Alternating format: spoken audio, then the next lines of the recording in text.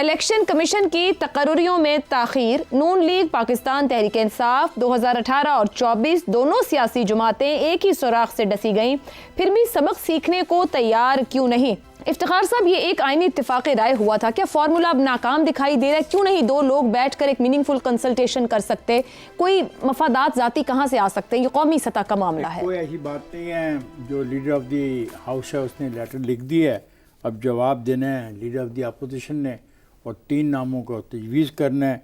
फिर ये तीनों नाम पार्लियामानी कमेटी के पास चले जाएंगे, पार्लियामानी कमेटी तय करके प्रेसिडेंट को दे देगी, प्रेसिडेंट अनाउंस कर देगा। इतनी सी बात है। अब इसको कोई एक पार्टी नहीं करना चाहती, इसको सियासत करना की आड़ में ले जाना चाहती है, इस पर सियासत खेल करना चाहती है और इलेक्शन कमीशन को और बुरा भला कहना चाहती है। जो डस्का से शुरू हुए हैं आज तक, तो वो करते रहें, सिंपल सी बात है। तो इतनी सादा भी नहीं, 6 महीने गुजर गए। भाई 6 महीने गुजर गए ना, तो आगाज हो गया है। जब प्राइम मिनिस्टर ने पहला स्टेप ले लिया, आप तो उन लोगों में से हो जो गुजरे हुए दिनों की बात करते, आने वाले दिन की बात नहीं करते। प्राइम मिनिस्टर ने देर में ही सही एक स्टेप ले लिया। अब प्राइम मिनिस्टर के उस स्टेप का जवाब देना है लीडर ऑफ दी अपोजिशन ने और 3 नामों को तजवीज़ करना है। फिर वो 3 नामों के बाद पार्लियामानी कमेटी में जाने हैं और फिर फाइनल होकर सदर के पास जाने हैं।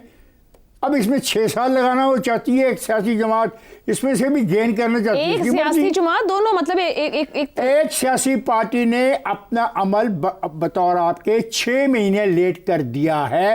कर तो दिया है, मैंने किसी एक नहीं कहा, मैंने दोनों जमातों का नाम लिया है ना। दोनों जमातों ने चलो, जिन्होंने एक ने तो कर दिया, एक ने तो आगे हाथ बढ़ा दिया।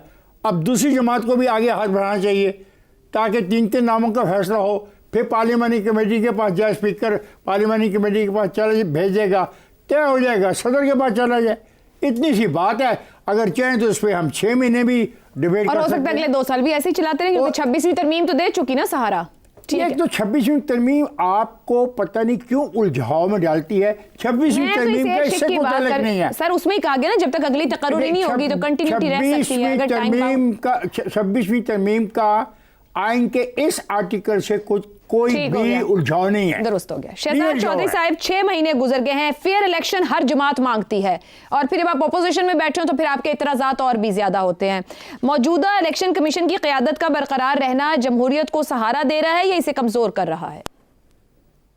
मुझसे पूछ रही हैं? जी बिल्कुल, आपसे पूछे। अच्छा, हाँ आयशा, हम बात कर रहे थे पहले सवाल में जो सियासी अमल की कि किस चीज पे बात कर सकते हैं ये पार्टीज दो, के पीटीआई हो या बाकी जो इस वक्त पार्लियामेंट की बाकी पार्टीज हैं, हुकूमत के अंदर जो शामिल है, ये वो चीजें जिनके बारे में बात करनी चाहिए। यानी भले बानी पीटीआई की आज़ादी या मामलात या कैद मुकदमे, उससे हट के पाकिस्तान के मामलात ये हैं। अगर हम अपनी अदलिया का मामला देखें, अगर हम अपने इलेक्शन कमीशन का मामला देखें, आइन की जो तब्दीली और जिस तरह से पार्लियामेंट के अंदर तरमीमें पास होती हैं और जिस तरह इकट्ठा करके कराया जाता है, एक्सटेंशनें दी जाती हैं और पार्लियामेंट उनको स्पॉन्सर और उनको सपोर्ट करती है, ये वो चीजें हैं जो कि पाकिस्तान की सियासत को रख के सामने इनके ऊपर बातचीत करनी चाहिए। फिर एक लाया अमल निकलेगा, फिर एक रफ्ता निकलेगा। और अगर वो सारी की सारी चीजें हमने बाहर कर दी हैं, किसी को आउटसोर्स कर दी हैं, तो फिर इनके पास बात करने के लिए कुछ भी नहीं है। यानी एक ऐसा इलेक्शन कमीशन, जिससे आपने कहा 18 का भी इलेक्शन हुआ, 24 का भी हुआ, जिस किस्म के, और उससे पहले भी बहुत सारे हुए। कभी वो आरओ का इलेक्शन था, कभी किसका पीओ का इलेक्शन था, कभी किसी और का इलेक्शन। तो कहने का मतलब है ये तमाम चीजें हम भुगत रहे हैं ना, भुगत चुके हैं। तो अगर ये सियासी जो हमारे जोमा हैं, अगर ये अपनी पार्टियों को, अपने काम को, अपनी ऑक्यूपेशन को, अपने पेशे को इज्जत और तकरीम देना चाहते हैं, तो उसके बारे में फिक्रमंद भी तो होंगे ना। और फिक्रमंद ये होंगे कि हमारी जो साख है वो किसी तरीके से साफ बहाल हो जाए। हमें ये क्यों लोग कहते हैं कि तुम फॉर्म 47 की पैदावार हो? क्यों ये फॉर्म 45 और 47 का झगड़ा आता है? क्यों कहते हैं कि 8 फरवरी का जो नतीजा था वो मुख्तलिफ था, लेकिन जो लोग ताकत में है वो मुख्तलिफ है? नहीं, मैं बात करूंगा, मुझे बात करने दीजिए ना। अगर आपको अच्छी नहीं लगती, किसी को अच्छी नहीं लगती, तो मेरा तो ये ख्याल है ये वो चीज नहीं है। भाई मैं आपसे बात नहीं कर रहा, दरमियान में ना बोले आप। एक मिनट होल्ड कीजिए साहब, नहीं बोले यार, मुझे बात करने दीजिए आयशा से प्लीज। आप पर्सनल ले लेते, कमाल नहीं, पर्सनल की बात नहीं है। आप बात कर देते हैं ना, बात करते करते बीच में उलझा देते हैं बात। अच्छा, चलिए ठीक है, पढ़िए। मुझे कहना था मैंने कह दिया। तो कहने का मतलब ये हुआ कि ये वो चीजें जिनके बारे में इनकी साख नहीं है, इनकी तकरीम नहीं है, इनका तकद्दुस नहीं है, किसी भी चीज का नहीं है। अदलिया को कैसे ठीक करना है, ये मामला जो खराब हो चुके हैं उनको कैसे करना है, इलेक्शन कमीशन ने जिस किस्म के मामला किए उनको कैसे ठीक करना है, इसके बारे में खुदा रहा बात कीजिए। इलेक्शन कमीशन का आपने जिक्र किया, मुझे बताइए बुरी हुकूमत किस तरीके से साल 1.5 साल गुजार सकती थी? कौन सा तरीका था, कौन सा आइन उस वक्त पाकिस्तान में राइज था या नहीं था? ठीक तो खुदारा अपने अपने अपने अपने झांके अपने गिरेबानों में और सवाल उस जवाब तलाश करें। दुरुस्त होगा। हम आज सच बोलने के लिए तैयार नहीं है। चलो इतना सच नहीं बोल सकते, लेकिन कम से कम वहां तक तो बोलो जहां तक पाकिस्तान की भलाई हो जाए। कहेंगे रजा रूमी साहब, जो ऊपर गुफ्तगू हो रही थी, जिम्मेदारी कहाँ रखी जाए? क्यों ताखीर का शिकार इतने अहम तकर्रुरियां होती हैं, जबकि तमाम ही सियासी जमातें जो हैं वो फ्री एंड फेयर इलेक्शन की हर वक्त बात करती हैं और इलेक्शन के बाद उतने ही तनाज़ात खड़े कर देती हैं? क्या जानबूझकर हुकूमत और अपोजिशन नई तकर्रुरियों से गुरेज कर रही है? आशा, देखिए बात यूं है कि सबसे पहले तो ये एक आईनी जिम्मेदारी है जिससे कि कोई ना हुकूमत ना अपोजिशन सुबकदोश हो सकते हैं। पहली तो ये बात हमें याद रखनी चाहिए कि ये उनका फर्ज है। वैलिड। और जाहिर बात है हुकूमत वक्त का ये काम होता है कि वो इस पूरे प्रोसेस को आगे लेकर चलते हैं, और उन्होंने किया, खत लिखा, लेकिन इससे भी ज्यादा जिम्मेदारी अपोजिशन की बनती है आयशा, क्योंकि उन्होंने शोरो होगा क्या मचाया हुआ है फरवरी से कि ये इलेक्शन कमीशन फेयर नहीं है, इस इलेक्शन कमीशन को बदला जाए, मुस्तफी हो इलेक्शन कमिश्नर, नए एक न्यूट्रल इलेक्शन कमीशन आए।